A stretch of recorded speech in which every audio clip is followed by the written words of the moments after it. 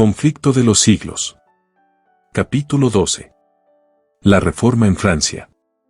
Alta protesta de Espira y a la Confesión de Augsburgo, que marcaron el triunfo de la Reforma en Alemania, siguieron años de conflicto y oscuridad. El protestantismo, debilitado por las divisiones sembradas entre los que lo sostenían y atacado por enemigos poderosos, parecía destinado a ser totalmente destruido. Millares sellaron su testimonio con su sangre.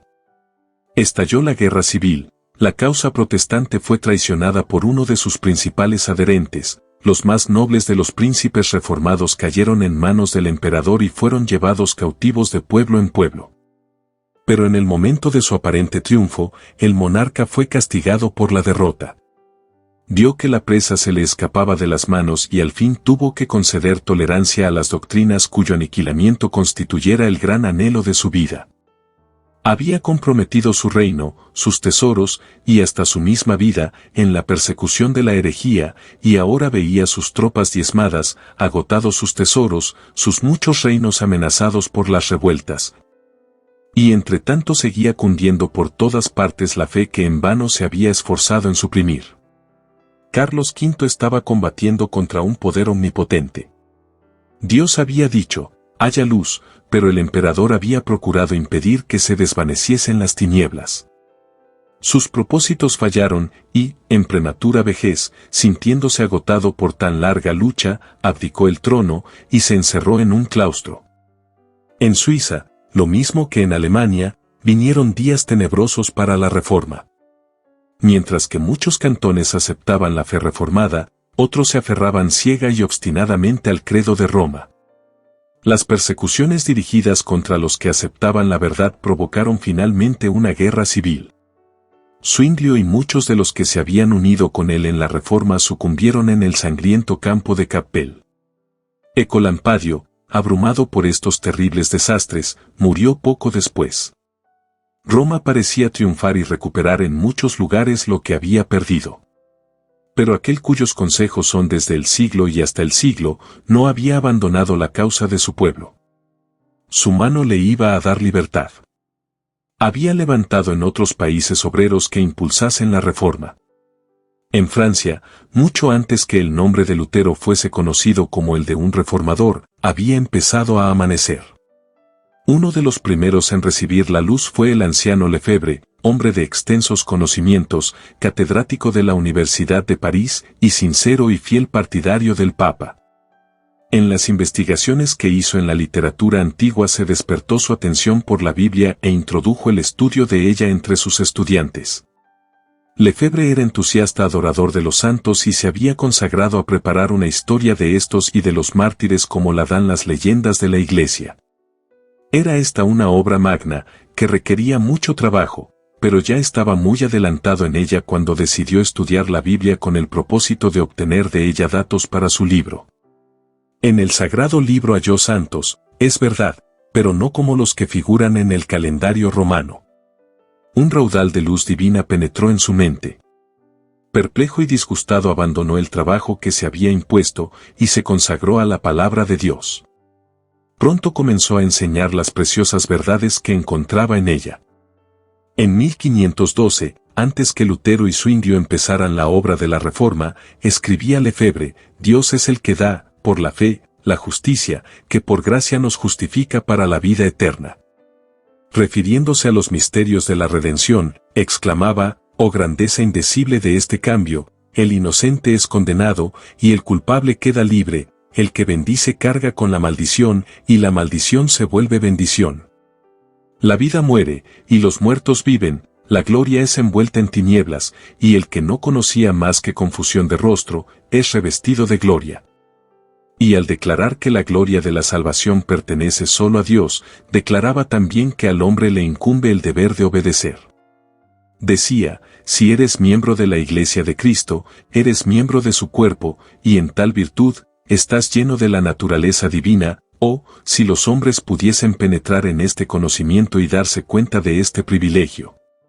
Cuán pura, casta y santa no sería su vida y cuán despreciable no les parecería toda la gloria de este mundo en comparación con la que está dentro de ellos y que el ojo carnal no puede ver. Hubo algunos, entre los discípulos de Lefebvre, que escuchaban con ansia sus palabras y que mucho después que fuese acallada la voz del maestro, iban a seguir predicando la verdad. Uno de ellos fue Guillermo Farel. Era hijo de padres piadosos y se le había enseñado a aceptar con fe implícita las enseñanzas de la Iglesia. Hubiera podido decir como Pablo, conforme a la más rigurosa secta de nuestra religión he vivido fariseo. Hechos 26, 5. Como devoto romanista se desvelaba por concluir con todos los que se atrevían a oponerse a la Iglesia. Rechinaba los dientes, decía él más tarde, como un lobo furioso, cuando oía que alguno hablaba contra el Papa. Había sido incansable en la adoración de los santos, en compañía de Lefebvre, haciendo juntos el jubileo circular de las iglesias de París, adorando en sus altares y adornando con ofrendas los santos relicarios. Pero estas observancias no podían infundir paz a su alma. Todos los actos de penitencia que practicaban no podían borrar la profunda convicción de pecado que pesaba sobre él. Oyó como una voz del cielo las palabras del Reformador: la salvación es por gracia. El inocente es condenado y el culpable queda libre. Es únicamente la cruz de Cristo la que abre las puertas del cielo y la que cierra las del infierno. Farel aceptó gozoso la verdad. Por medio de una conversión parecida a la de Pablo, salió de la esclavitud de la tradición y llegó a la libertad de los hijos de Dios. En vez del sanguinario corazón del lobo hambriento, tuvo, al convertirse, dice él, la mansedumbre de un humilde e inofensivo cordero, libre ya el corazón de toda influencia papista y entregado a Jesucristo. Entre tanto que Lefebvre continuaba esparciendo entre los estudiantes la luz divina, Farel, tan celoso en la causa de Cristo como lo había sido en la del Papa, se dispuso a predicar la verdad en público. Un dignatario de la Iglesia, el obispo de Meaux, no tardó en unirse con ellos. Otros maestros que descollaban por su capacidad y talento, se adhirieron a su propagación del Evangelio, y éste ganó adherentes entre todas las clases sociales. Desde los humildes hogares de los artesanos y campesinos hasta el mismo palacio del rey. La hermana de Francisco I, que era entonces el monarca reinante, abrazó la fe reformada. El mismo rey y la reina madre parecieron por algún tiempo considerarla con simpatía, y los reformadores miraban con esperanza hacia lo porvenir y veían ya a Francia ganada para el Evangelio. Pero sus esperanzas no iban a realizarse. Pruebas y persecuciones aguardaban a los discípulos de Cristo, si bien la misericordia divina se las ocultaba, pues hubo un periodo de paz muy oportuno para permitirles acopiar fuerzas para hacer frente a las tempestades. Y la reforma se extendió con rapidez. El obispo de Meaux trabajó con empeño en su propia diócesis para instruir tanto a los sacerdotes como al pueblo. Los curas inmorales e ignorantes fueron removidos de sus puestos, y en cuanto fue posible, se los reemplazó por hombres instruidos y piadosos. El obispo se afanaba porque su pueblo tuviera libre acceso a la palabra de Dios y esto pronto se verificó. Lefebvre se encargó de traducir el Nuevo Testamento y al mismo tiempo que la Biblia alemana de Lutero salía de la imprenta en Wittenberg, el Nuevo Testamento francés se publicaba en Meaux. El obispo no omitió esfuerzo ni gasto alguno para hacerlo circular entre sus feligreses, y muy pronto el pueblo de Meaux se vio en posesión de las Santas Escrituras. Así como los viajeros que son atormentados por la sed se regocijan al llegar a un manantial de agua pura, así recibieron estas almas el mensaje del cielo. Los trabajadores del campo y los artesanos en el taller amenizaban sus trabajos de cada día hablando de las preciosas verdades de la Biblia. De noche, en lugar de reunirse en los despachos de vinos, se congregaban unos en casas de otros para leer la palabra de Dios y unir sus oraciones y alabanzas. Pronto se notó un cambio muy notable en todas estas comunidades. Aunque formadas de gente de la clase humilde, dedicada al rudo trabajo y carente de instrucción, se veía en ella el poder de la reforma, y en la vida de todos se notaba el efecto de la gracia divina que dignifica y eleva. Mansos, amantes y fieles, resultaban ser como un testimonio vivo de lo que el Evangelio puede efectuar en aquellos que lo reciben con sinceridad de corazón. La luz derramada en Meaux iba a extenderse más lejos. Cada día aumentaba el número de los convertidos. El rey contuvo por algún tiempo la ira del clero, porque despreciaba el estrecho fanatismo de los frailes, pero al fin, los jefes papales lograron prevalecer. Se levantó la hoguera. Al obispo de Meaux le obligaron a elegir entre ella y la retractación y optó por el camino más fácil, pero a pesar de su caída, el rebaño de este débil pastor se mantuvo firme.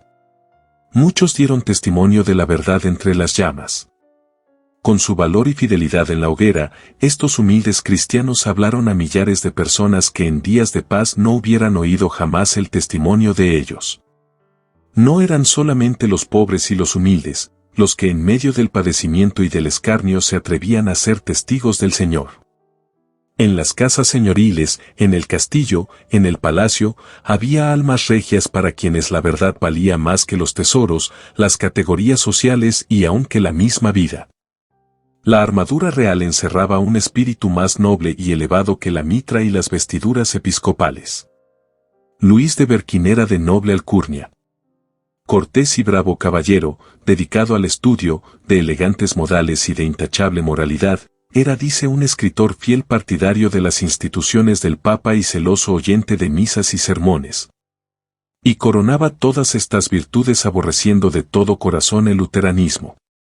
Empero, como a otros muchos, la providencia le condujo a la Biblia y quedó maravillado de hallar en ella, no las doctrinas de Roma, sino las doctrinas de Lutero. Desde entonces se entregó con entera devoción a la causa del Evangelio. Siendo el más instruido entre todos los nobles de Francia, su genio y elocuencia y su valor indómito y su celo heroico, tanto como su privanza en la corte, por ser favorito del rey, lo hicieron considerar por muchos como el que estaba destinado a ser el reformador de su país. Besa dijo, Berquín hubiera sido un segundo Lutero, de haber hallado en Francisco y un segundo elector. Los papistas decían, es peor que Lutero, y efectivamente, era más temido que Lutero por los romanistas de Francia. Le echaron en la cárcel por hereje, pero el rey mandó soltarle. La lucha duró varios años. Francisco fluctuaba entre Roma y la Reforma, tolerando y restringiendo alternadamente el celo bravío de los frailes. 3 veces fue apresado Berquín por las autoridades papales, para ser librado otras tantas por el monarca, quien, admirando su genio y la nobleza de su carácter, se negó a sacrificarle a la malicia del clero. Berquín fue avisado repetidas veces del peligro que le amenazaba en Francia e instado para que siguiera el ejemplo de aquellos que habían hallado seguridad en un destierro voluntario. El tímido y contemporizador Erasmo, que con todo el esplendor de su erudición carecía sin embargo de la grandeza moral que mantiene la vida y el honor subordinados a la verdad, escribió a Berquín: solicita que te manden de embajador al extranjero, ve y viaja por Alemania. Ya sabes lo que es Beda, un monstruo de 1000 cabezas, que destila ponzoña por todas partes. Tus enemigos son legión. Aunque fuera tu causa mejor que la de Cristo, no te dejarán en paz hasta que hayan acabado miserablemente contigo. No te fíes mucho de la protección del rey. Y sobre todas las cosas, te encarezco que no me comprometas con la facultad de teología. Pero cuanto más cuerpo iban tomando los peligros, más se afirmaba el fervor de Berquín. Lejos de adoptar la política y el egoísmo que Erasmo le aconsejara, resolvió emplear medios más enérgicos y eficaces. No quería ya tan solo seguir siendo defensor de la verdad, sino que iba a intentar atacar el error. El cargo de herejía que los romanistas procuraban echarle encima, él iba a devolvérselo. Los más activos y acerbos de sus opositores eran los sabios doctores y frailes de la Facultad de Teología de la Universidad de París, una de las más altas autoridades eclesiásticas de la capital y de la nación. De los escritos de estos doctores entresacó Berquín 12 proposiciones que declaró públicamente contrarias a la Biblia y por lo tanto heréticas, y apeló al rey para que actuara de juez en la controversia. El monarca, no descontento de poner frente a frente el poder y la inteligencia de campeones opuestos y de tener la oportunidad de humillar la soberbia de los altivos frailes, ordenó a los romanistas que defendiesen su causa con la Biblia. Bien sabían estos que semejante arma de poco les serviría, la cárcel, el tormento y la hoguera eran las armas que mejor sabían manejar. Cambiadas estaban las suertes y ellos se veían a punto de caer en la cima a que habían querido echar a Berkin. Puestos así en aprieto no buscaban más que un modo de escapar. Por aquel tiempo, una imagen de la Virgen, que estaba colocada en la esquina de una calle, amaneció mutilada. Esto produjo gran agitación en la ciudad. Multitud de gente acudió al lugar dando señales de duelo y de indignación. El mismo rey fue hondamente conmovido. Vieron en esto los monjes una coyuntura favorable para ellos, y se apresuraron en aprovecharla. Estos son los frutos de las doctrinas de Berkin, exclamaban. Todo va a ser echado por tierra, la religión, las leyes, el trono mismo, por esta conspiración luterana. Berkin fue aprehendido de nuevo. El rey salió de París y los frailes pudieron obrar a su gusto. Enjuiciaron al reformador y le condenaron a muerte, y para que Francisco no pudiese interponer su influencia para librarle, la sentencia se ejecutó el mismo día en que fue pronunciada. Al mediodía fue conducido Berkin al lugar de suplicio. Un inmenso gentío se reunió para presenciar el auto, y muchos notaron con turbación y espanto que la víctima había sido escogida de entre las mejores y más valientes familias nobles de Francia. La estupefacción, la indignación, el escarnio y el odio se pintaban en los semblantes de aquella inquieta muchedumbre, pero había un rostro sin sombra alguna, pues los pensamientos del mártir estaban muy lejos de la escena del tumulto, y lo único que percibía era la presencia de su Señor. La miserable carreta en que lo llevaban, las miradas de enojo que le echaban sus perseguidores, la muerte espantosa que le esperaba, nada de esto le importaba. El que vive, si bien estuvo muerto, pero ahora vive para siempre y tiene las llaves de la muerte y del infierno, estaba a su lado. El semblante de Berkin estaba radiante de luz y paz del cielo. Vestía lujosa ropa y llevaba capa de terciopelo, justillo de raso y de damasco, calzas de oro. Iba a dar testimonio de su fe en presencia del Rey de Reyes y ante todo el universo, y ninguna señal de duelo empañaba su alegría. Mientras la procesión desfilaba despacio por las calles atestadas de gente, el pueblo notaba maravillado la paz inalterable y el gozo triunfante que se pintaban en el rostro y el continente del mártir. Parece, decían, como si estuviera sentado en el templo meditando en cosas santas. Ya atado a la estaca, quiso Berkin dirigir unas cuantas palabras al pueblo, pero los monjes, temiendo las consecuencias, empezaron a dar gritos y los soldados a entrechocar sus armas, y con esto ahogaron la voz del mártir. Así fue como en 1529, la autoridad eclesiástica y literaria más notable de la culta ciudad de París dio al populacho de 1793 el vil ejemplo de sofocar en el cadalso las sagradas palabras de los moribundos. Berkin fue estrangulado y su cuerpo entregado a las llamas. La noticia de su muerte entristeció a los amigos de la Reforma en todas partes de Francia. Pero su ejemplo no quedó sin provecho.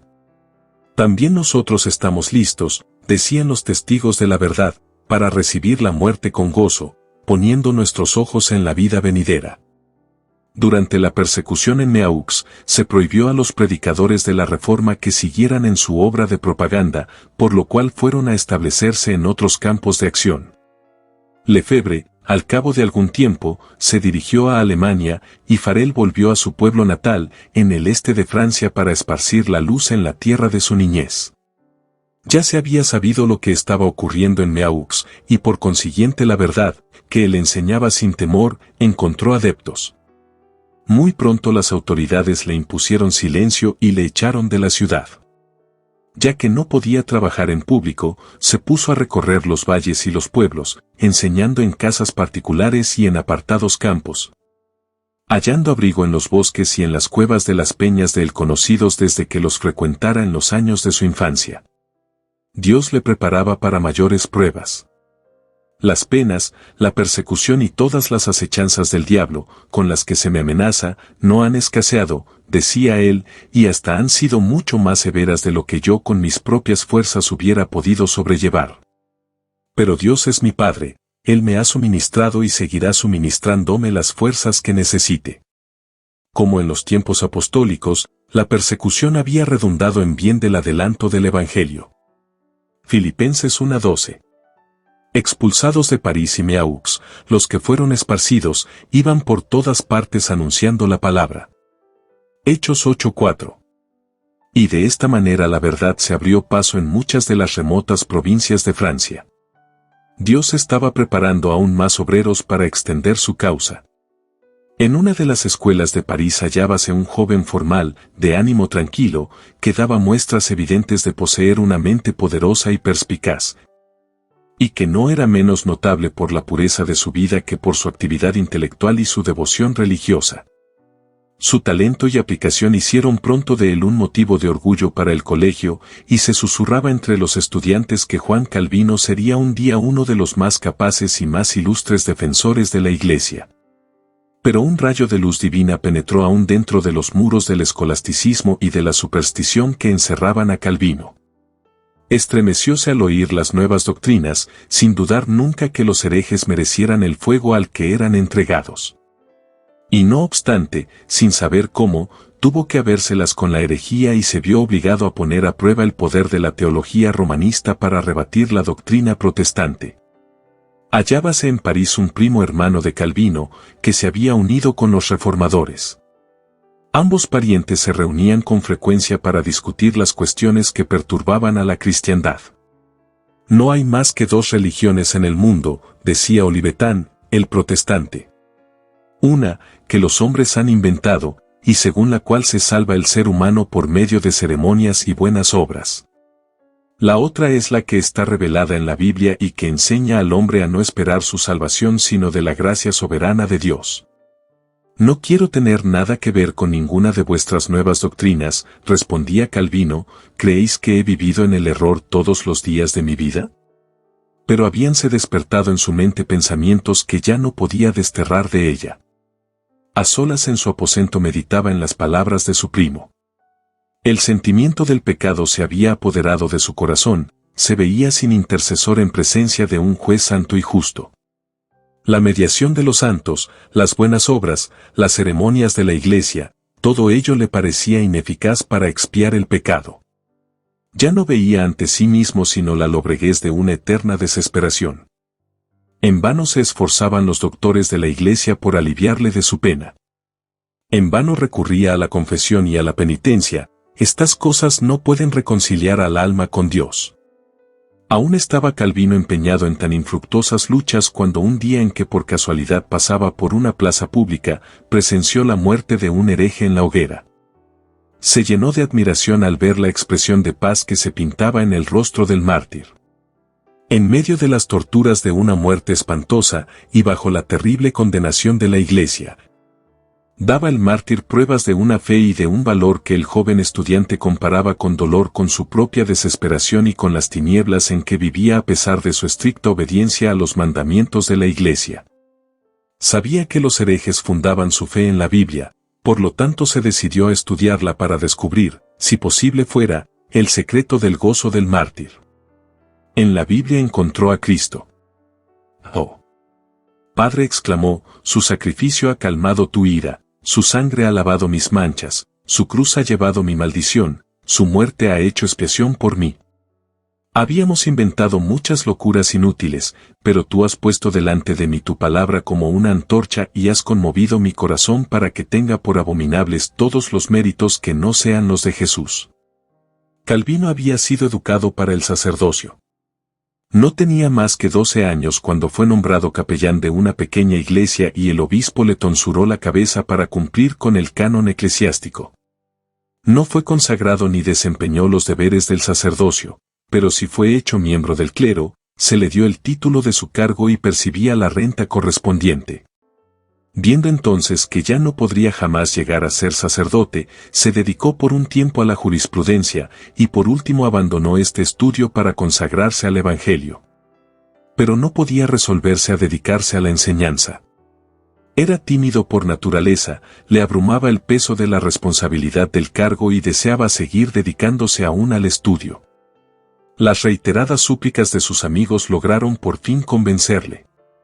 «Cuán maravilloso es», decía, «que un hombre de tan bajo origen llegue a ser elevado hasta tan alta dignidad. Calvino empezó su obra con ánimo tranquilo y sus palabras eran como el rocío que refresca la tierra. Se había alejado de París y ahora se encontraba en un pueblo de provincia bajo la protección de la princesa Margarita, la cual, amante como lo era del Evangelio, extendía su protección a los que lo profesaban. Calvino era joven aún, de continente discreto y humilde. Comenzó su trabajo visitando a los lugareños en sus propias casas. Allí, rodeado de los miembros de la familia, leía la Biblia y exponía las verdades de la salvación. Los que oían el mensaje llevaban las buenas nuevas a otros, y pronto el maestro fue más allá, a otros lugares, predicando en los pueblos y villorrios. Se le abrían las puertas de los castillos y de las chozas, y con su obra colocaba los cimientos de iglesias de donde iban a salir más tarde los valientes testigos de la verdad. A los pocos meses estaba de vuelta en París. Reinaba gran agitación en el círculo de literatos y estudiantes. El estudio de los idiomas antiguos había sido causa de que muchos fijaran su atención en la Biblia, y no pocos, cuyos corazones no habían sido conmovidos por las verdades de aquella. Las discutían con interés y aún se atrevían a desafiar a los campeones del romanismo. Calvino, si bien muy capaz para luchar en el campo de la controversia religiosa, tenía que desempeñar una misión más importante que la de aquellos bulliciosos estudiantes. Los ánimos se sentían confundidos, y había llegado el momento oportuno de enseñarles la verdad. Entre tanto que en las aulas de la universidad repercutían las disputas de los teólogos, Calvino se abría paso de casa en casa, leyendo la Biblia al pueblo y hablándole de Cristo y de este crucificado. Por la providencia de Dios, París iba a recibir otra invitación para aceptar el Evangelio. El llamamiento de Lefebvre y Farel había sido rechazado, pero nuevamente el mensaje iba a ser oído en aquella gran capital por todas las clases de la sociedad. Llevado por consideraciones políticas, el rey no estaba enteramente al lado de Roma contra la Reforma. Margarita abrigaba aún la esperanza de que el protestantismo triunfaría en Francia. Resolvió que la fe reformada fuera predicada en París. Ordenó durante la ausencia del rey que un ministro protestante predicase en las iglesias de la ciudad. Pero habiéndose opuesto a esto los dignatarios papales, la princesa abrió entonces las puertas del palacio. Se dispuso uno de los salones para que sirviera de capilla y se dio aviso que cada día, a una hora señalada, se predicaría un sermón al que podían acudir las personas de toda jerarquía y posición. Muchedumbres asistían a las predicaciones. No solo se llenaba la capilla sino que las antesalas y los corredores eran invadidos por el gentío. Millares se congregaban diariamente, nobles, magistrados, abogados, comerciantes y artesanos. El rey, en vez de prohibir estas reuniones, hizo que 2 de las iglesias de París fuesen afectadas a este servicio. Antes de esto la ciudad no había sido nunca conmovida de modo semejante por la palabra de Dios. El espíritu de vida que descendía del cielo parecía soplar sobre el pueblo. La templanza, la pureza, el orden y el trabajo iban sustituyendo a la embriaguez, al libertinaje, a la contienda y a la pereza. Pero el clero no descansaba. Como el rey se negase a hacer cesar las predicaciones, apeló entonces al populacho. No perdonó medio alguno para despertar los temores, los prejuicios y el fanatismo de las multitudes ignorantes y supersticiosas. Siguiendo ciegamente a sus falsos maestros, París, como en otro tiempo Jerusalén, no conoció el tiempo de su visitación ni las cosas que pertenecían a su paz. Durante 2 años fue predicada la palabra de Dios en la capital, pero si bien muchas personas aceptaban el Evangelio, la mayoría del pueblo lo rechazaba.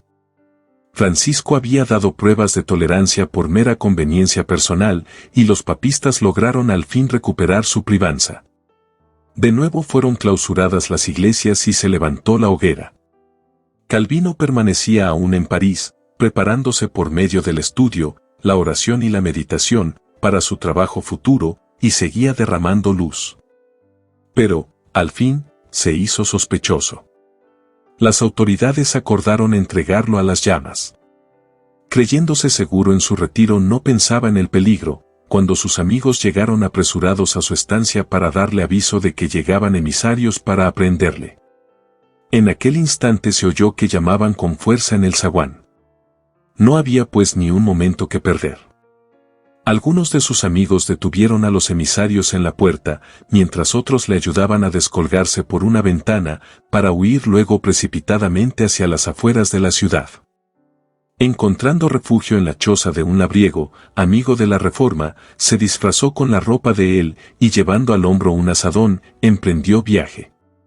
Caminando hacia el sur volvió a hallar refugio en los dominios de Margarita. Allí permaneció varios meses, seguro bajo la protección de amigos poderosos y ocupado como anteriormente en el estudio. Empero su corazón estaba empeñado en evangelizar a Francia y no podía permanecer mucho tiempo inactivo. Tan pronto como escampó la tempestad, buscó nuevo campo de trabajo en Poitiers, donde había una universidad y donde las nuevas ideas habían encontrado aceptación. Personas de todas las clases sociales oían con gusto el Evangelio. No había predicación pública, pero en casa del magistrado principal, en su propio aposento, y a veces en un jardín público, explicaba Calvino las palabras de vida eterna a aquellos que deseaban oírlas. Después de algún tiempo, como creciese el número de oyentes, se pensó que sería más seguro reunirse en las afueras de la ciudad. Se escogió como lugar de culto una cueva que se encontraba en la falda de una profunda quebrada, en un sitio escondido por árboles y rocas sobresalientes. En pequeños grupos, y saliendo de la ciudad por diferentes partes, se congregaban allí. En ese retiro se leía y explicaba la Biblia. Allí celebraron por primera vez los protestantes de Francia la Cena del Señor. De esta pequeña iglesia fueron enviados a otros lugares varios fieles evangelistas. Calvino volvió a París. No podía abandonar la esperanza de que Francia como nación aceptase la Reforma. Pero halló cerradas casi todas las puertas. Predicar el Evangelio era ir directamente a la hoguera y resolvió finalmente partir para Alemania. Apenas había salido de Francia cuando estalló un movimiento contra los protestantes que de seguro le hubiera envuelto en la ruina general si se hubiese quedado. Los reformadores franceses, deseosos de ver a su país marchar de consuno con Suiza y Alemania, se propusieron asestar a las supersticiones de Roma un golpe audaz que hiciera levantarse a toda la nación. Con este fin en una misma noche y en toda Francia se fijaron carteles que atacaban la misa.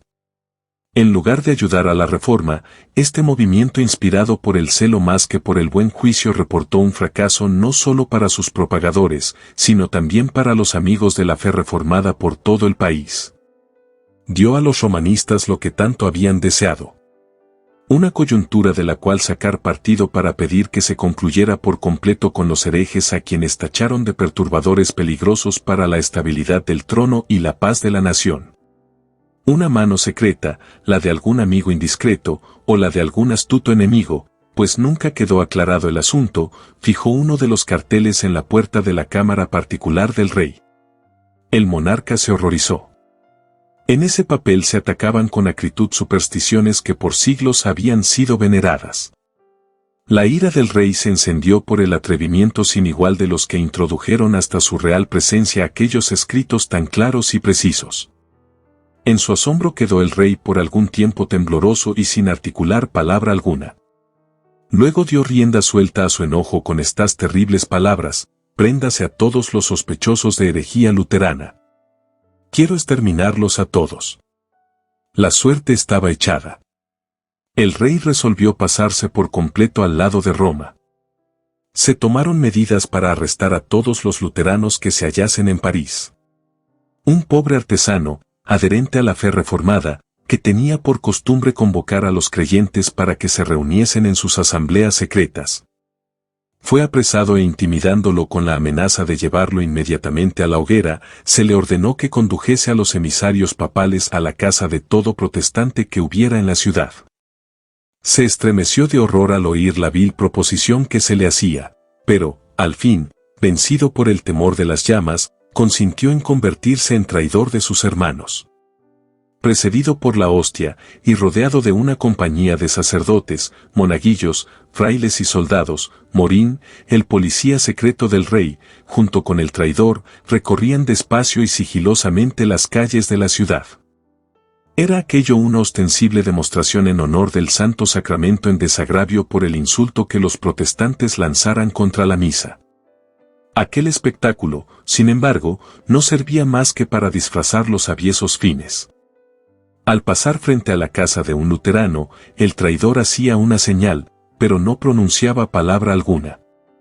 La procesión se detenía, entraban en la casa, sacaban a la familia y la encadenaban, y la terrible compañía seguía adelante en busca de nuevas víctimas. No perdonaron casa, grande ni chica, ni los departamentos de la Universidad de París. Morín hizo temblar la ciudad. Era el reinado del terror. Las víctimas sucumbían en medio de terribles tormentos, pues se había ordenado a los verdugos que las quemasen a fuego lento para que se prolongara su agonía. Pero morían como vencedores.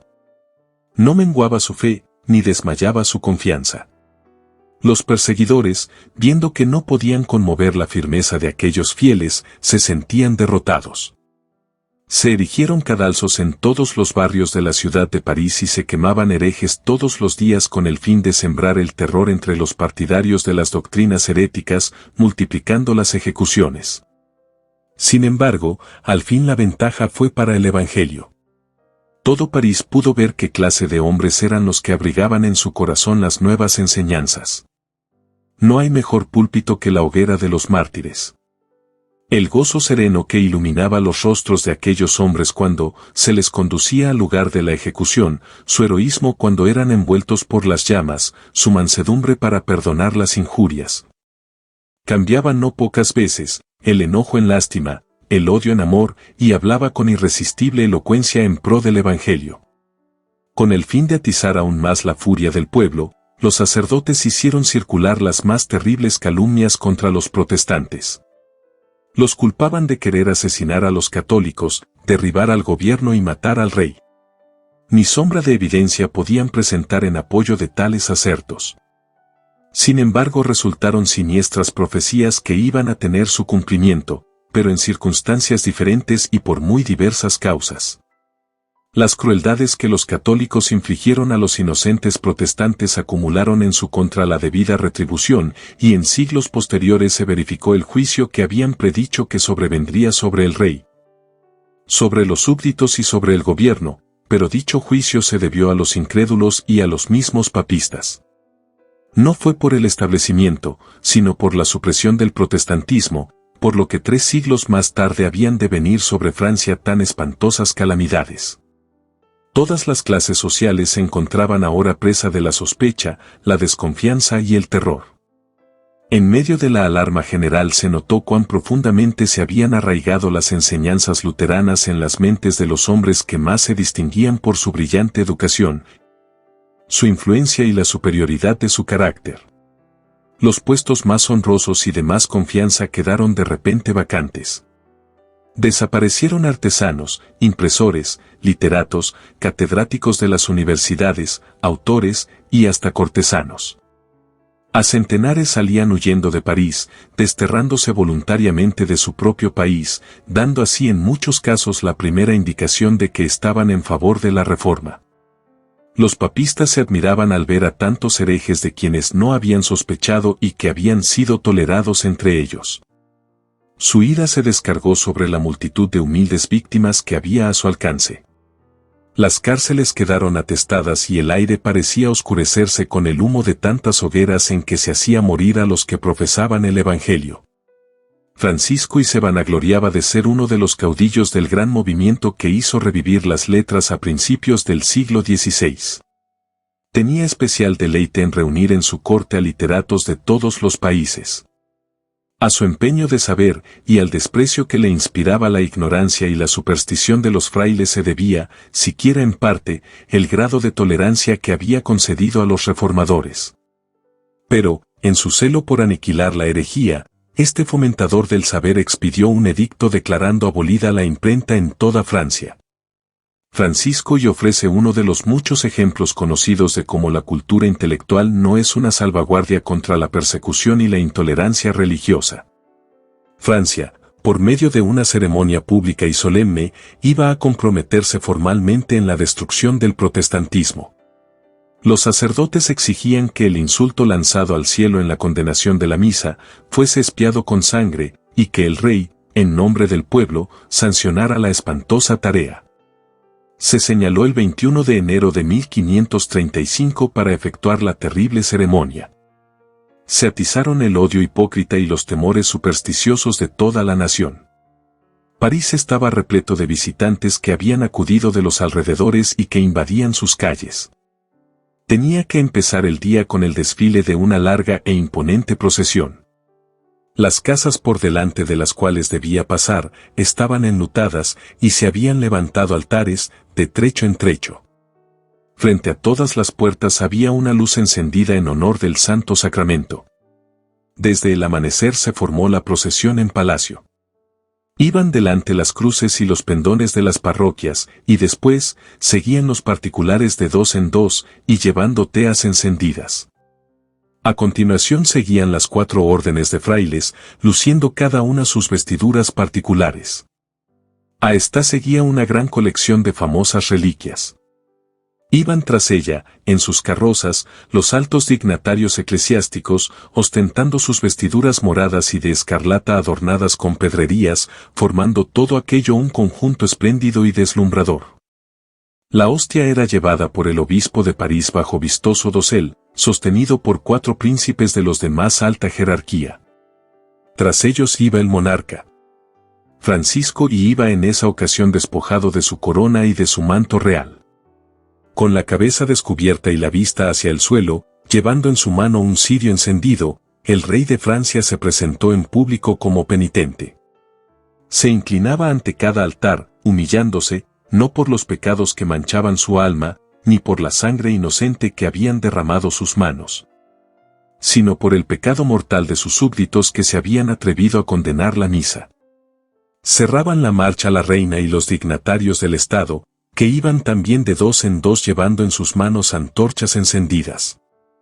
Como parte del programa de aquel día, el monarca mismo dirigió un discurso a los dignatarios del reino en la vasta sala del Palacio Episcopal. Se presentó ante ellos con aspecto triste y con conmovedora elocuencia, lamentó el crimen, la blasfemia y el día de luto y de desgracia que habían sobrevenido a toda la nación. Instó a todos sus leales súbditos a que cooperasen en la extirpación de la herejía que amenazaba arruinar a Francia. Tan cierto, señores, como que soy vuestro rey, declaró, si yo supiese que uno de mis miembros estuviese contaminado por esta asquerosa podredumbre, os lo entregaría para que fuese cortado por vosotros.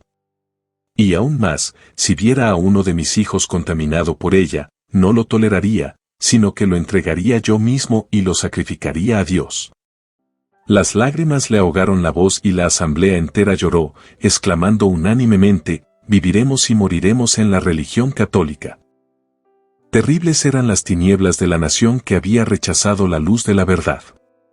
La gracia que trae salvación se había manifestado, pero Francia, después de haber comprobado su poder y su santidad, después que millares de sus hijos hubieron sido alumbrados por su belleza, después que su radiante luz se hubo esparcido por ciudades y pueblos, se desvió y escogió las tinieblas en vez de la luz. Habían rehusado los franceses el don celestial cuando les fuera ofrecido. Habían llamado a lo malo bueno y a lo bueno malo, hasta llegar a ser víctimas de su propio engaño. Y ahora, aunque creyeran de todo corazón que servían a Dios persiguiendo a su pueblo, su sinceridad no los dejaba sin culpa.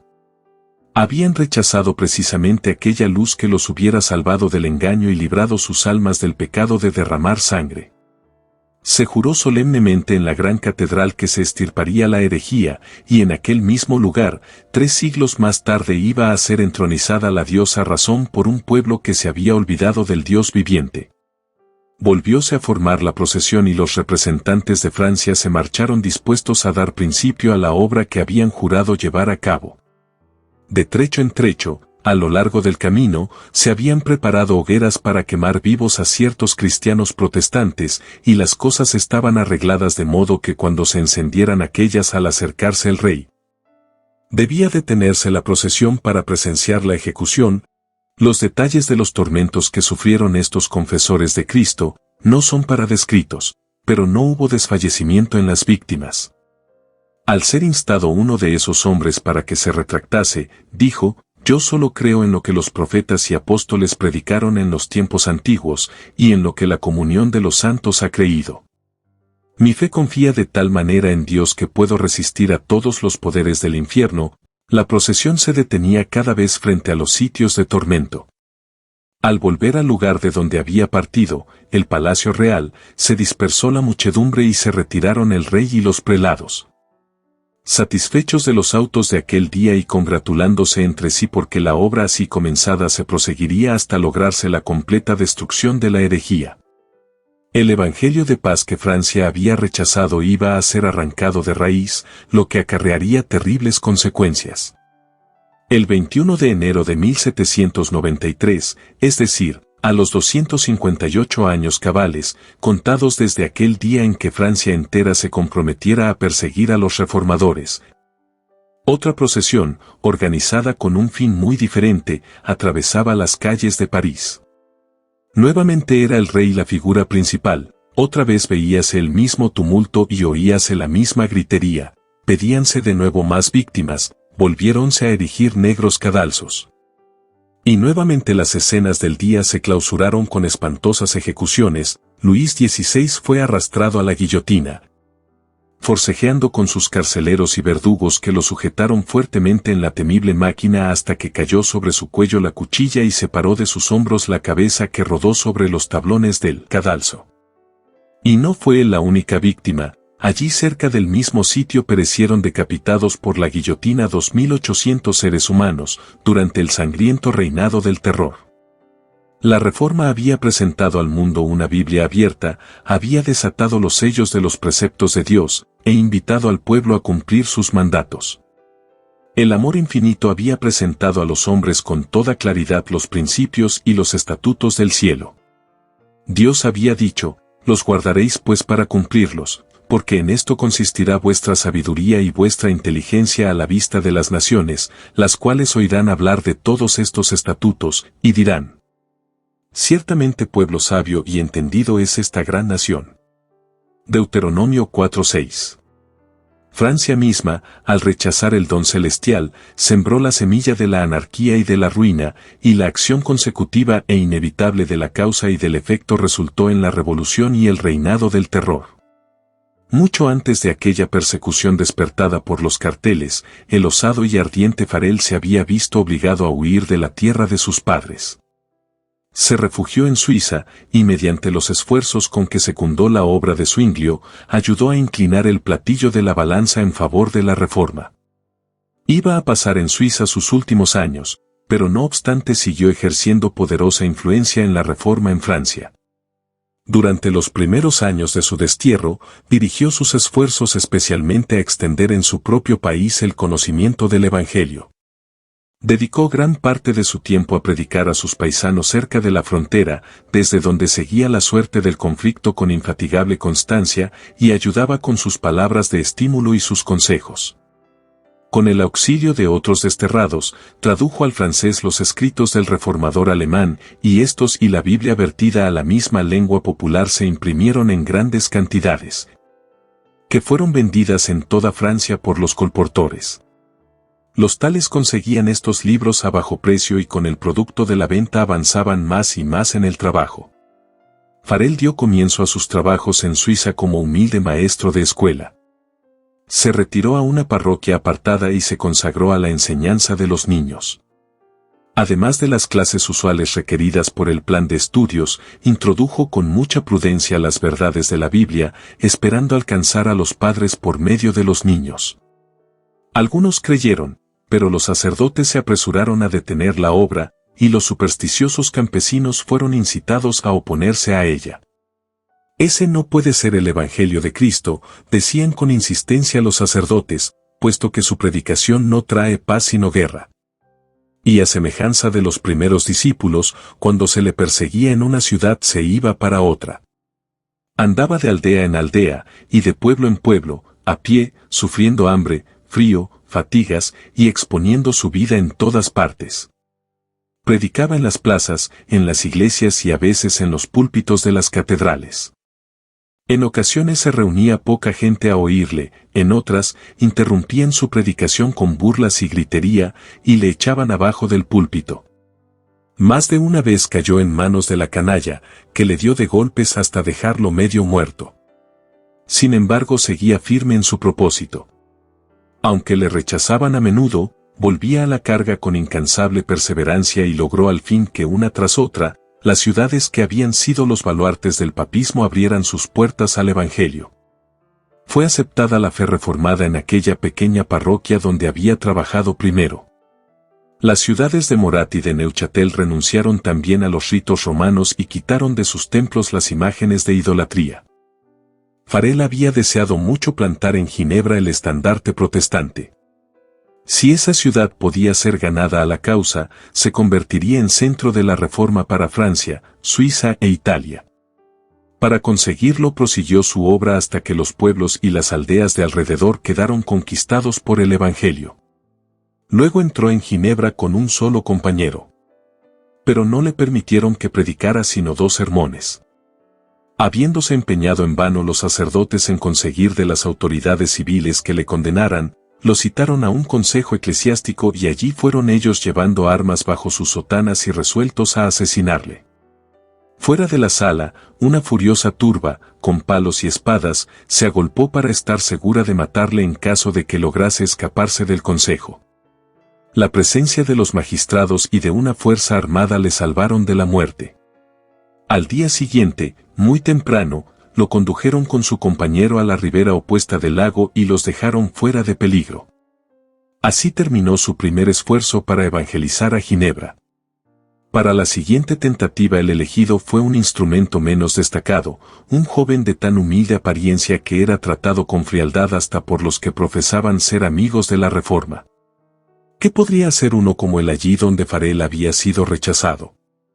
¿Cómo podría un hombre de tan poco valor y tan escasa experiencia resistir la tempestad ante la cual había huido el más fuerte y el más bravo? No por esfuerzo, ni con poder, sino por mi espíritu, dice Jehová de los ejércitos. Ha escogido Dios las cosas insensatas del mundo, para confundir a los sabios. Porque lo insensato de Dios es más sabio que los hombres, y lo débil de Dios es más fuerte que los hombres. Zacarías 4:6, Primera a los Corintios 1:27. Fromento principió su obra como maestro de escuela. Las verdades que inculcaba a los niños en la escuela, ellos las repetían en sus hogares. No tardaron los padres en acudir a escuchar la explicación de la Biblia hasta que la sala de la escuela se llenó de atentos oyentes. Se distribuyeron gratis folletos y Nuevos Testamentos que alcanzaron a muchos que no se atrevían a venir públicamente a oír las nuevas doctrinas. Después de algún tiempo también este sembrador tuvo que huir, pero las verdades que había propagado quedaron grabadas en la mente del pueblo. La reforma se había establecido e iba a desarrollarse y fortalecerse. Volvieron los predicadores, y merced a sus trabajos, el culto protestante se arraigó finalmente en Ginebra. La ciudad se había declarado ya partidaria de la reforma cuando Calvino, después de varios trabajos y vicisitudes, penetró en ella.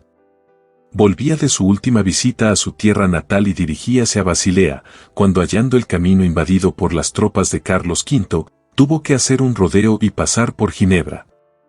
En esta visita reconoció Farel la mano de Dios. Aunque Ginebra había aceptado ya la fe reformada, quedaba aún una gran obra por hacer.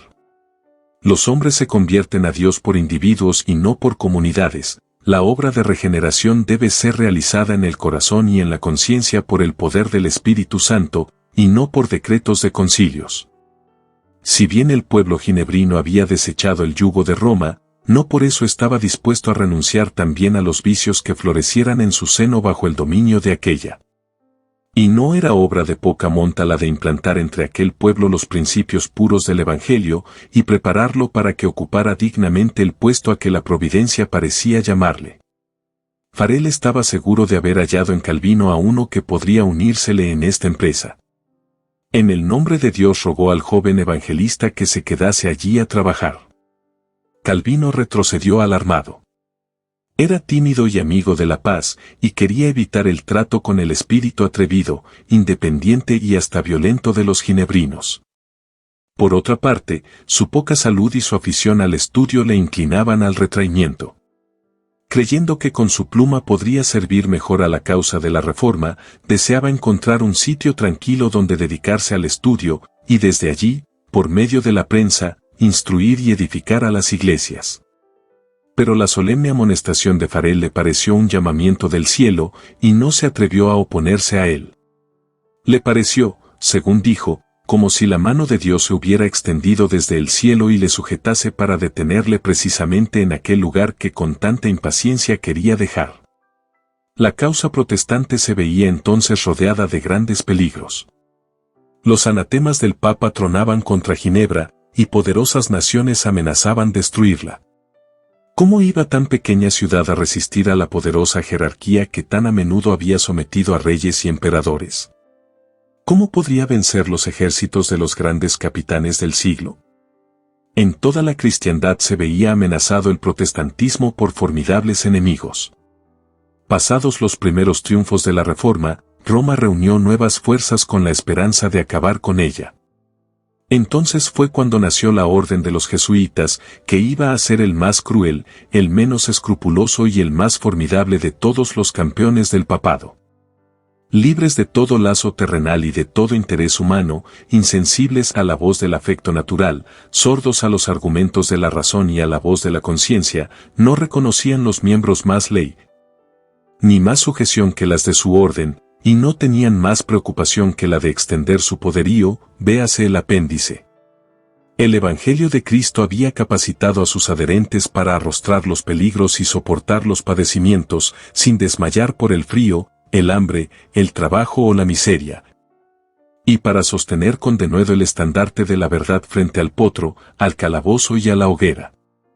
Para combatir contra estas fuerzas, el jesuitismo inspiraba a sus adeptos un fanatismo tal, que los habilitaba para soportar peligros similares y oponer al poder de la verdad todas las armas del engaño. Para ellos ningún crimen era demasiado grande, ninguna mentira demasiado vil, ningún disfraz demasiado difícil de llevar. Ligados por votos de pobreza y de humildad perpetuas, estudiaban el arte de adueñarse de la riqueza y del poder para consagrarlos a la destrucción del protestantismo y al restablecimiento de la supremacía papal. Al darse a conocer como miembros de la orden, se presentaban con cierto aire de santidad, visitando las cárceles, atendiendo a los enfermos y a los pobres, haciendo profesión de haber renunciado al mundo, y llevando el sagrado nombre de Jesús, de aquel que anduvo haciendo bienes. Pero bajo esta fingida mansedumbre, ocultaban a menudo propósitos criminales y mortíferos. Era un principio fundamental de la orden, que el fin justifica los medios. Según dicho principio, la mentira, el robo, el perjurio y el asesinato no solo eran perdonables, sino dignos de ser recomendados, siempre que vieran los intereses de la Iglesia. Con muy diversos disfraces se introducían los jesuitas en los puestos del Estado, elevándose hasta la categoría de consejeros de los reyes y dirigiendo la política de las naciones. Se hacían criados para convertirse en espías de sus señores. Establecían colegios para los hijos de príncipes y nobles y escuelas para los del pueblo, y los hijos de padres protestantes eran inducidos a observar los ritos romanistas. Toda la pompa exterior desplegada en el culto de la Iglesia de Roma se aplicaba a confundir la mente y ofuscar y embaucar la imaginación, para que los hijos traicionaran aquella libertad por la cual sus padres habían trabajado y derramado su sangre. Los jesuitas se esparcieron rápidamente por toda Europa y doquiera iban lograban reavivar el papismo.